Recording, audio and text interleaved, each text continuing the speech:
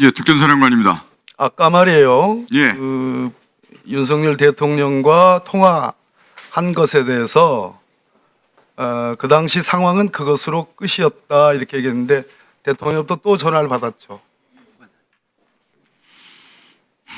그죠? 사령관님 전화를 받으셨죠? 사령관님 그 사실은 더 받으셨죠? 말씀드리기 제한됩니다. 지금 한 10초간 말씀이 없다가 말씀드리기 제한된다 받으셨죠? 한 번만 더 묻습니다. 제가 고함 치기 전에 그래야지 속죄가 됩니다. 박국원 사령관 받으셨죠? 예. 그 제한되는 내용이 뭡니까? 두 번째 전화 받은 내용이 뭡니까? 말씀하십시오. 부탁드립니다. 온 국민이 다 보고 있어요. 그것만이 우리 곽 사령관의 그나마 책임이 감경될 수 있는 요소입니다. 뭐라고 대통령이 얘기했습니까? 사령관 뭐라고 얘기했습니까? 대통령이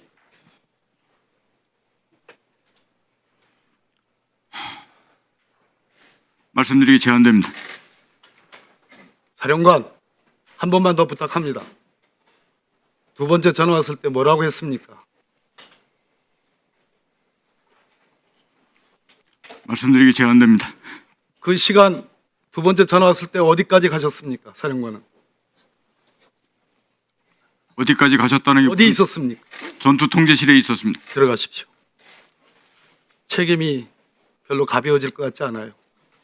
그러나 대통령이 또 다른 전화를 받았다는 점은 평가합니다. 들어가세요.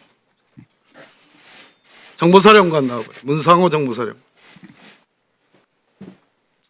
시간 좀 끌어주세요. 예, 정보사령관입니다. 아까 야간에 임무를 줄 수 있다. 그래서 대기하고 있었다고 그랬잖아요. 예, 그렇습니다. 중앙선관위 서버에 정보사 요원들이 들어갔죠. 그렇습니다. 거기서 소위 선거인 명부 관련해서 통합선거인 명부 그거를 가져오라는 지시 받았죠. 그런 지시는 받은 사실이 없습니다. 서버를 사진을 찍은 사람이 누굽니까?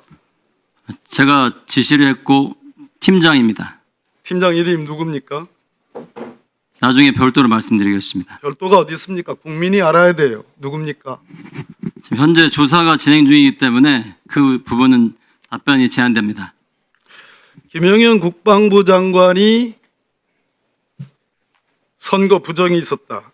계엄군을 투입해서라도 선관위 부정선거 의혹에 관련 수사 필요성이 있다. 이런 얘기 한 적 있죠? 저는 개인적으로 처음 듣는 얘기입니다. 처음 들었다. 들어갔던 그 대령인가 중령인가 하는 정보사 요원이 누군가로부터 서버와 관련된 보고를 했습니다. 그 보고의 상대방이 누굽니까? 본인입니까? 정확하게 그 의원님 질문을 제가 이해를 못했습니다. 들어갔던 서버에 들어가서 사진까지 찍었었지 않습니까?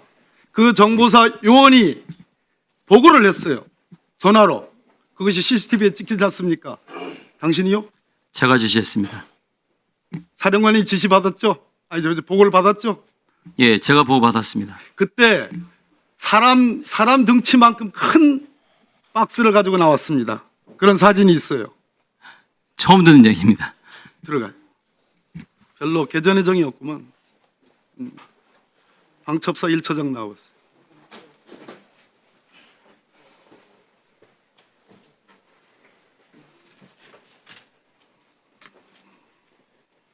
예. 1처장 날 봐요. 예. 대통령이 부정선거 의혹에 대해서 관심을 갖고 있다는 건 알고 있죠? 그거는 좀 모릅니다. 몰라. 예. 지금 아까 합수본부 이런 얘기를 했죠? 그렇습니다. 합수본부가 구성이 됐습니까? 구성되지 않았습니다. 안 왔죠? 네. 계엄사령부 직전령에 의하면 합수본부를 둘 수 있다. 비상경이 발동되면. 그리고 대통령이나 장관이 계엄사령관의 추천을 받아서 합수본부장을 임명할 수 있다. 알고 계시죠? 알고 있습니다.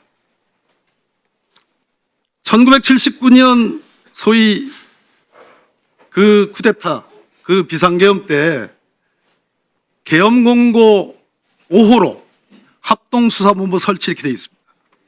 계엄사령부의 합동수사본부를 설치 운영한다. 계엄법 16조에 규정된 범죄 및 포고령 위반 사범에 대한 수사를 목적으로 하는 겁니다. 알고 있죠?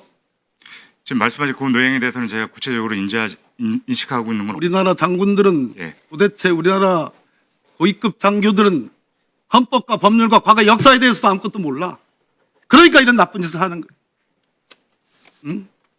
자, 법무관들이 맹렬하게 영웅적으로 반대를 했어요. 그죠?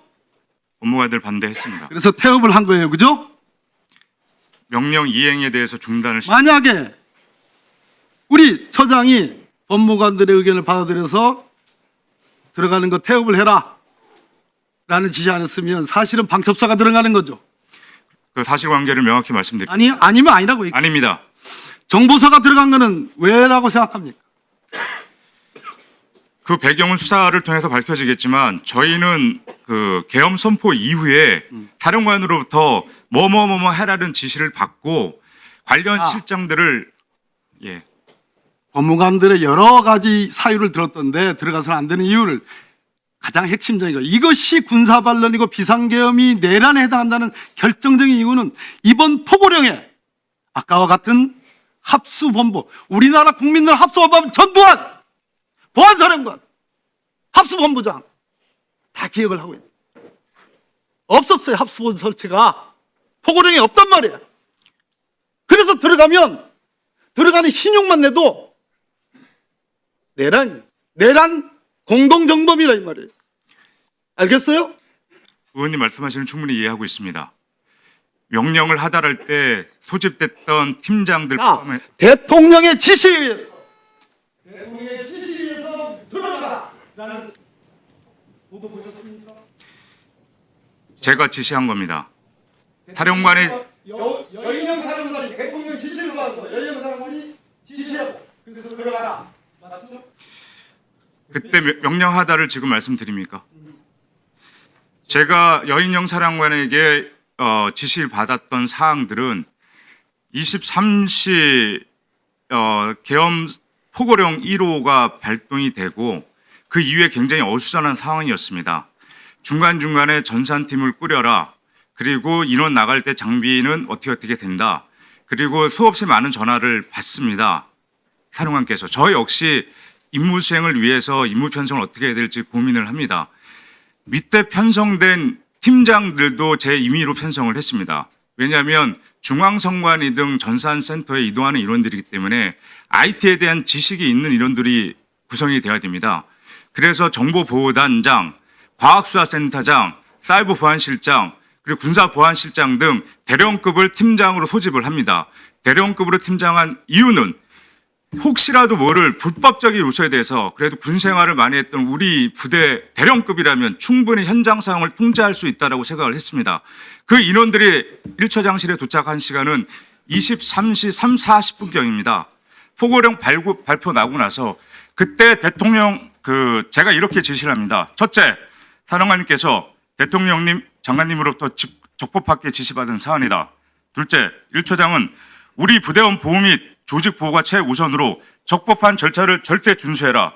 절대 통제 없이 행동하지 마라.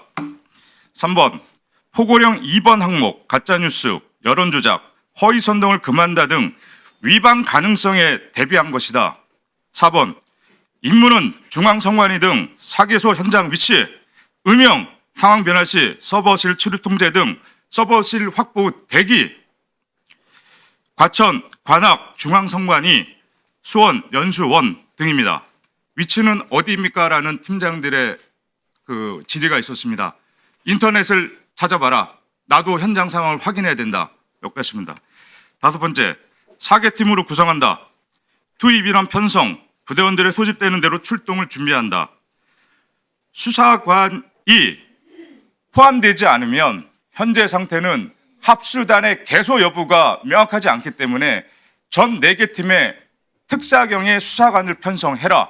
수사관이 없으면 우리 행동 자체가 불법으로 될 수가 있다. 그래서 편성은 수사관 5명, 기술을 하는 기술지원팀 10명, 그리고 거기 인원들의 이동간에 필요한 안전대원팀 10명, 각 팀별 약 25명씩 4개 팀을 편성을 하라고 지시를 했습니다. 지시를 하면서 반드시 건물 투입 전에 경찰에 의한 안전 확보가 최우선이다. 해당 시설 근접에 도착 시 임무 수행은 반드시 1처장의 통제를 받아라 라고 한번 다시 얘기를 하고, 해당 시설 진입 시 음영, 필요시 체증 등 저기 자, 불법 절차를 준수를 재강조하고, 답변을 중지해 주시고요. 예, 그 지시 사항들을 정리가 다 되어 있지요. 그때 구두로 제가 자필로 정리를 했습니다. 그러면 그걸 정리를 해서 박범계 의원님한테 제출을 해드리세요. 그리고 그 이외의 상황은 팀장들은 임무 편성을 하기 위해서 내려갑니다. 그리고 저는 법무실로 올라가고, 법무실 올라갔을 때 법무실장 등 7명의 법무관들이 있었고, 그 인원들 대상으로 하나 제가 문제 제기를 한 상황입니다. 자, 됐어요. 여기까지입니다. 그러니까 그 상황을 정리를 해서 타임별로 정리를 해서 박범계 의원님한테 제출하시기 바랍니다. 아셨죠? 알겠습니다. 예.